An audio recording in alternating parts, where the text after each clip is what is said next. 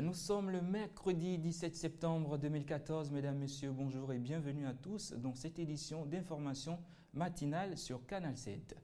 Ouvrons cette édition avec le Maghreb, précisément la Libye, où les côtes libyennes ont une fois été de plus le théâtre du triste spectacle de l'immigration clandestine. 102 immigrants africains ont été secourus au large de la localité de Guarabouli, à 60 km à l'est de Tripoli. Selon les gardes-côtes libyennes, le triste bilan a fait état de 3 morts et de 3 disparus.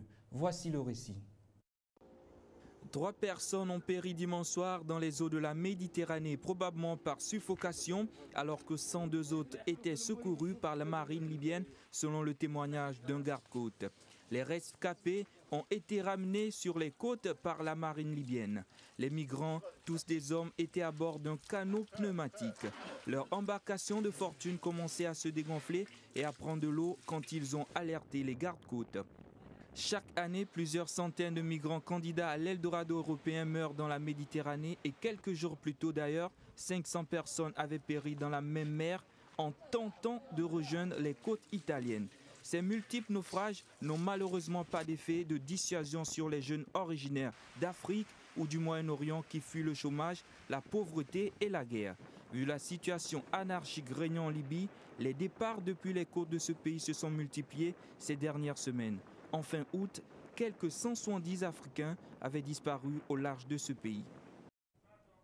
Aux États-Unis, le chef de l'exécutif américain Barack Obama a demandé au Congrès l'octroi de 90 millions de dollars pour lutter contre le virus Ebola qui ne cesse de prendre de l'ampleur en Afrique de l'Est. Plus de détails avec Uriel Abaga. L'Organisation des Nations Unies a demandé ce mardi à Genève, en Suisse, près d'1 milliard de dollars supplémentaires pour mieux organiser la lutte contre le virus Ebola. Une réunion d'urgence initiée par Samantha Power, ambassadrice américaine aux Nations Unies et présidente du Conseil de sécurité pour le mois de septembre, était ouverte aux nations les plus touchées, notamment le Libéria, la Sierra Leone et la Guinée. Valérie Amos, chef du Bureau des affaires humanitaires, a souligné que ces pays affectés font face à plus qu'une crise sanitaire et que si rien n'est fait, la situation pourrait se transformer en une crise humanitaire majeure. Valérie Amos veut prévenir l'effondrement du système de santé dans les pays affectés par le virus. Le ralentissement économique et la mise en quarantaine de certaines régions réduisent la capacité de survie des populations déjà pauvres de ces pays. La requête des Nations Unies, qui suit celle de Barack Obama un jour plus tôt, montre à quel point la communauté internationale est mobilisée pour venir à bout de cette épidémie dévastatrice. Au Kenya, Victoria Kimani et d'autres artistes tels que Flavour du Nigeria prendront part à la saison 2 de Coke Studio Africa, le plus grand programme musical du continent qui a pour ambition de faire tomber les stéréotypes et encourager les artistes africains à travailler ensemble. Roland Diakou. L'artiste Flavour est une star dans son pays, le Nigeria.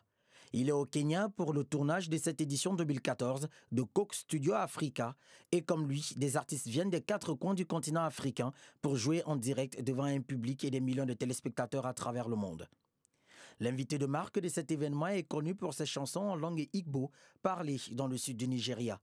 Je pense que la langue que tu parles n'a pas d'importance, parce que la musique en soi est un langage universel. Ce qui compte, c'est le rythme, l'émotion, l'âme. Lancée en octobre 2013, la saison 1 avait déjà connu un grand succès. Coca-Cola avait alors dépensé des millions dans l'émission, une manière d'encourager les artistes africains à travailler ensemble. En tant que Nigérian vivant en Afrique de l'Est, vous le voyez, je peux voir comment les gens se construisent des idées d'année en année qui les empêchent de collaborer. Alors ce que l'on essaie de faire justement, c'est de construire des ponts dans cette Afrique divisée. Dans cette deuxième édition, les artistes mélangent musique traditionnelle, électronique, rock et benga kényan. Un mix que le Camerounais Frank Biong espère voir sortir du label Musique du Monde.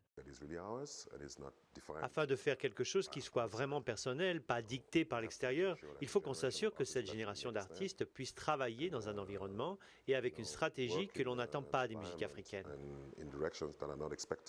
Depuis son lancement au Brésil en 2007, Coke Studio a aussi produit des émissions au Pakistan, en Inde et au Moyen-Orient. Enfin, une note de sport pour la boucle de cette édition d'information. Des militants palestiniens ont manifesté lundi au siège de la Fédération française de football pour protester contre la candidature d'Israël à l'Euro 2020, dont le pays hôte doit être désigné vendredi. Compte rendu de Michel Zoué-Eyi. Carton rouge contre Israël. Une vingtaine de militants du collectif Euro-Palestine ont manifesté lundi dernier au siège de la Fédération française de football pour protester contre la candidature d'Israël à l'Euro 2020 après les expéditions punitives de juillet et août dernier dans la bande de Gaza. Déjà, Israël ne fait pas partie de l'Europe, ça c'est clair.